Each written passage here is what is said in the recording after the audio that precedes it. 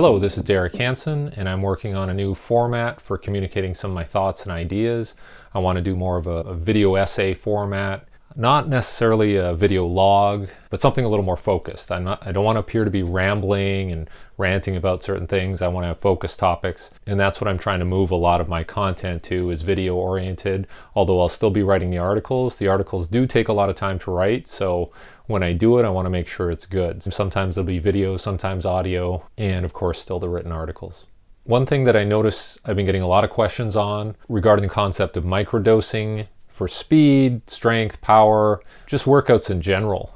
And a lot of that relates to how people want to plan out their week, and that could be microcycle planning, especially in season. I think that's where a lot of the questions arise, is what do I do in season? I want to make sure that I'm taxing the athletes enough, moving them forward to some degree, but maintaining qualities, but I don't want to tax them too much. So the microdosing concept, where you're just picking discrete volumes of high intensity work, can be very useful. And so I'm a big proponent of looking at high intensity components, whether it's sprints, acceleration starts, jumps, throws, specific types of lifts that we can use to load an athlete in a safe manner. And you can use that word safe however you want to, but minimize risk.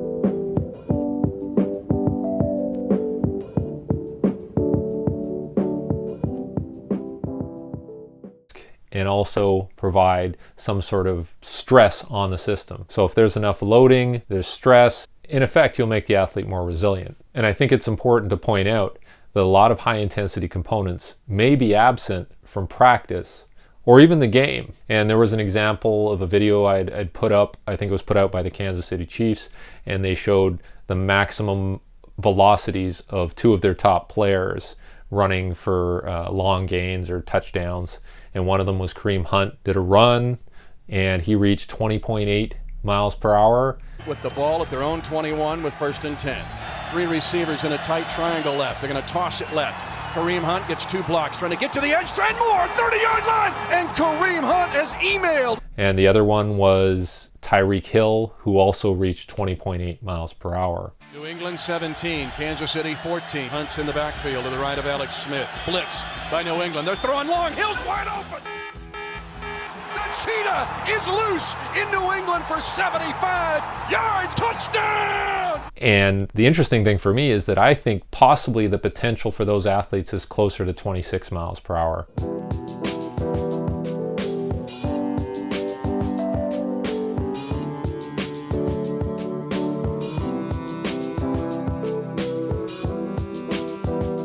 So we're talking about more than, I would say, a 15% difference in what they're running in the game to what their potential could be. Now, even if they ran at 24 miles per hour in practice or in a specific session, that would still be much more intense than what's happening with the velocities they're reaching in the game. The problem is, do they do so much running at 80% that their max velocities go down? Yeah, and you know what the great thing about that is? The first time Charlie saw an NFL practice with me down in St. Louis, he watched it. I couldn't be any more than 10 minutes. He said they only use 80%. I mean, and here's a guy, he didn't have GPS and postgraduate degree and all that. He said they only run 80%. So like I said, there may be high intensity components absent. What our job to do as coaches is to make sure that some of those high intensity components are present throughout the in-season period. Now, how do you do that? I think it's important to point out, and I've been getting a lot of questions specifically about plyometrics, which is interesting because I put out a new book with Steve Kennelly from the New York Giants and Human Kinetics, Plyometrics Anatomy, and there's a lot of exercises depicted in this book. Now, some of them are going to be more suitable for high intensity training in season, maybe some of the concentric jumps, maybe some low amplitude elastic jumps, but you have to be careful. A lot of these exercises can be quite stressful, and if an athlete is not ready for it, and as Coach Al Vermeil pointed out with me, if they're too fatigued from the demands of practice, games, other commitments, then you're not going to get a good effect, and you may be putting the athlete at risk. It's interesting for me to look at plyometrics as a potential stressor, but picking the right exercise is definitely going to be important. So what it comes down to is when you're choosing a stressor, you want to make sure, if you're looking at an in-season scenario, that in the off-season you've really trained that particular exercise or that activity, that training element. So it's not like you're going to say all of a sudden in season, hey, we need some speed work, and then drop it in season. If you haven't done a good volume of quality speed work in the off-season, that may not be available to you. It may be too risky.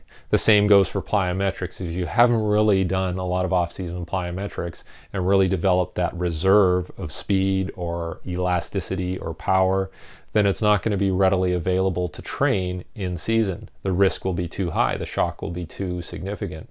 So understanding the importance of the connection between what you do in off-season and what's available for you in season is pretty important. And on top of this, you're making sure that the work capacity has been built in the off season and the athletes are fit so that they can recover from practice and still have the energy available to do high quality work aside from practice in their weight sessions. And when we look at this off season investment and the in-season maintenance using these stressors, one thing we're looking at is stress inoculation for the season. So what we see now is we see a lot of in-season injuries, a lot of preseason injuries as well. The other implication for this type of work is to prepare an athlete for the demands of the game, the high intensity demands. Murray tries to get to the corner, does. DeMarco Murray still inbounds. DeMarco Murray breaks free inside the 20. Touchdown! If that's not happening in practice because you're running through plays ad nauseum and the intensity comes down, then that becomes an issue when you have to hit the field and work at high velocities. The cutback block, and then he's off to the races. Look at that crease backside. I mean, you're asking a lot from your safety to be able to step up and make that tackle. And look at the speed once he gets up on the second level. Decelerate quickly, hit somebody, prepare for contact. Your first third down of the day to get hit in the backfield once, twice, 3 times, 4 times.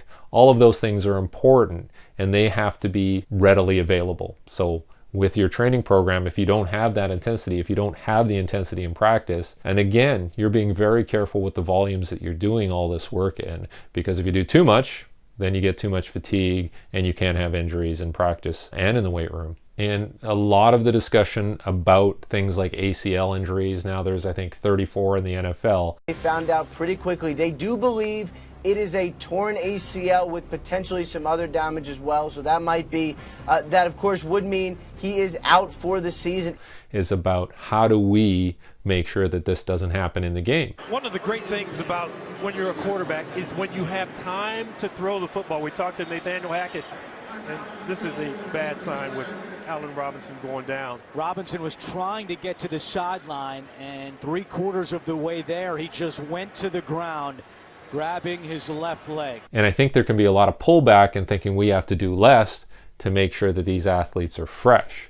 Now the problem with that is if you start pulling back and have a detraining effect, maybe you're doing more damage to the athletes by putting them on the field in situations where they can't call on these high intensity qualities. And whether it comes to strength or any of these other physical qualities, is that, by maintaining them is how you stay fresh. Maintaining them is how you recover more efficiently. I know that you need your days off as an athlete. I know you need your unloading days as an athlete. I agree with that wholeheartedly. But by just resting doesn't mean you keep somebody fresh, right? You may actually have a negative effect. If you're not, it's kind of almost synonymous with the detraining effect, right? If you don't train and then you put somebody in and ask them to do what they used to do, they're not going to be able to. Well, if you made all these gains in the off season and then you don't utilize these physical qualities at levels of intensity, whether it's speed or weight or jump, at an intensity that'll maintain them, how do you expect to maintain them? Just because you're practicing? Newton steps up, fires downfield. It's McCaffrey. McCaffrey was not touched. He's still going. Inside the 10, down to the 6. So you have to find the right dose to provide the stress inoculation. And this is what they do in the military. They stress them specifically to adapt them for what actually happens in the battlefield. Now, That doesn't mean you're going to get a Navy SEAL to come and yell at your guys during practice. If you survive recruit training, you will be a weapon. You will be a minister of death praying for war. But until that day, you are pukes. You are the lowest form of life on earth. You're going to find out what the demands of your game are and make sure that those elements are trained at high intensities in practice or outside of practice, like I said, sprinting, jumping, throwing, specific eccentric work, things in the weight room. So a lot of the work that I do in advising people is how much is enough. We have to look at what they did in the off season. If I wasn't involved in the off season training, then it becomes very important for me to understand what they've done so that we know what's at our disposal once we get in season. You may find that you have to work on developing a base in season to make sure that you can have it stretch for the entire length of the season into the postseason and have your athletes ready and robust. So just to recap, look at what high intensity elements are available for you to work. It's pretty good. Go ahead. You ready for the second one? I have to tell you, I'm very impressed with the first one.